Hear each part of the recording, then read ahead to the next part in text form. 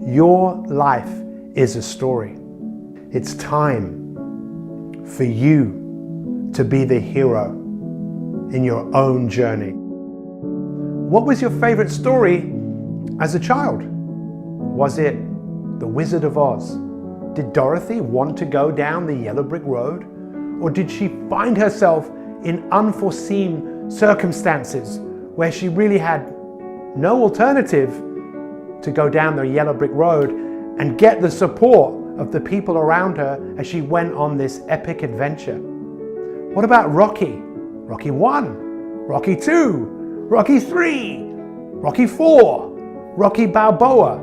It's the same story. Alice in Wonderland, Lord of the Rings, Harry Potter. Why do we love these films?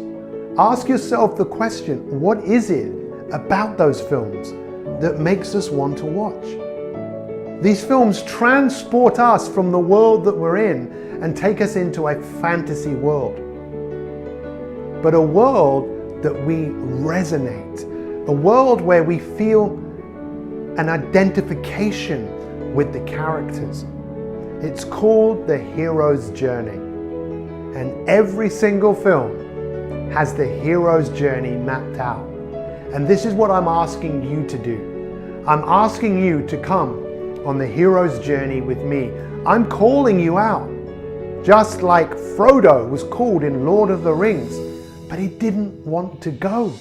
He wanted to stay where he was. He needed a coach. He needed a mentor, someone to pull out their hand and give them the confidence that they could step into the unknown. And even in the film, when they leave the place they were from and they come to the end of the field, they come to an edge of a field, one of the characters says to the other, "We've never been past this step." They step to a place they've never been before. And just imagine if they hadn't done that and they'd gone home. Would you have watched the film? No. You watch the film because the characters go to a place they've not gone before. In most cases, we are scared and frightened to follow our bliss. We are scared to do what others don't do. We are scared to walk our own path. You see, in your life, when you grew up, just like me, we had to conform. We had to be like everybody else. I don't know about you, but I learned to smoke. Did I enjoy it? Of course I didn't enjoy it. I did it because I wanted to fit in. I wanted to be like everybody else until I got to an age where I started to question, I don't like being like everyone else. I want to be myself. And when we be ourselves, we choose our own path. We don't walk someone else's path. Now, there have probably been many times where you've watched a film and you've seen this hero going on this epic adventure. They're called to an adventure. They don't want to go. They get a coach or a mentor and they go to a place they've not gone before. Maybe you've seen Star Trek. One of the famous lines in Star Trek, "To boldly go where no man has gone before." If they kept going to the same place every single time, would you watch it? You watch it because it's an adventure. You watch it because you don't always know what's going to happen. You see the characters taking on something that in many cases almost defeats them.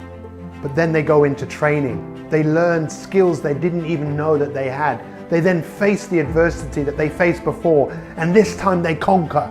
And then they go back stronger than they were before, and they pass on what they learned and give it to other people. It's called the hero's journey. Being a hero in the beginning and having the feeling of doing something is all well and good.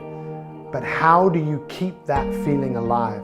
How do you get yourself to hold yourself accountable for what it is that you say you're going to do? And when we look at all of the heroes and all the films that we love, there is a common theme. Yes, they are the protector, but they are also practicing virtue. What does that mean? The virtues of courage, the virtues of justice, the virtues of practicing temperance, not giving in to willpower, and the virtue of wisdom. But what about the story of your life and closing that gap between where you are and where you want to go, so you become what you can become? Because you and I have something in common. You and I, we are in the story making business. We are in the legacy making business. And right here, right now, the legacy of your life is unfolding. And I really want you to think about, where do you want your life to go from here? We have a capacity to make things happen. We have a capacity to do great things, but we are our own worst enemy. You might have heard that if you always do what you've always done, you'll always get what you've always got. And history has an incredible pattern of repeating itself unless we change. And when we look at the story of your life and my life, we have a lot of things in common. Your life was probably quite traumatic. You grew up in a world where you had to fit in. You were programmed to fit in. You were programmed to be like everyone else. You were programmed to be accepted. And what did that do? Well, that gave you a whole load of insecurities and doubts as you started to question who you were. For me as a child, I desperately thought I wasn't good enough and wanted the world to give me attention. I wanted the world to tell me that I was good enough. And I did whatever I needed to do to fit in, to smoke, to drink, to do what the others were doing. And it was Mark Twain that said, when you find yourself erring on the side of the majority, step back, look at what you're doing, and reconsider. We know that people change when their perspective changes. And I want to give you a different perspective of this right here, right now. We have a number of things in common. We're in the story making business. Your story is probably similar to my story.